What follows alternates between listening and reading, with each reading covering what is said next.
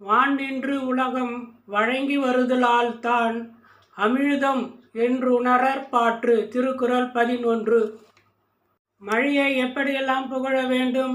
வான் நின்று, அப்படியென்றால் வானத்தில் மேகத்தில் இருந்து. உலகம், அப்படியென்றால் பூமிக்கு மேலே உள்ள வெற்றிடம் உலகம். வெற்றிடமாக இருப்பதால்தான் மேகங்கள் சுதந்திரமாக சென்று எங்கெல்லாம் மழை தர வேண்டுமோ தருகிறது.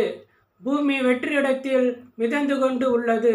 அந்த வெற்றிடம்தான் உலகம் வழங்கி அப்படியென்றால் மழை தருகிறது.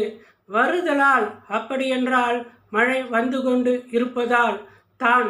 அப்படியென்றால் அதனால். அமிழ்தம் என்றால், அப்படியென்றால் அமிழ்தத்தை உண்டால் பசி இருக்காது என்பார்கள். மழை வந்தால்தான் நமக்கு உணவு கிடைக்கும்.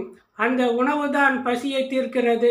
அப்படியென்றால் அந்த மழைதானே அமிழ்தம் என்று உணரர். அப்படியென்றால் அதனால் அமிழ்தம் என்று சொல்கின்றோம். பாற்று, போற்றுதல், புகழுதல், வணங்குதல், புகழக்கூடிய வார்த்தைகளை குறிப்பிடலாம். மழை வானத்திலே மேகங்களின் மூலமாக உலகம் கோள், அதன் பெயர் பூமி. பூமிக்கு மழை தருகிறது. மழை வந்தால்தான் பூமியில் தண்ணீர் இருக்கும்.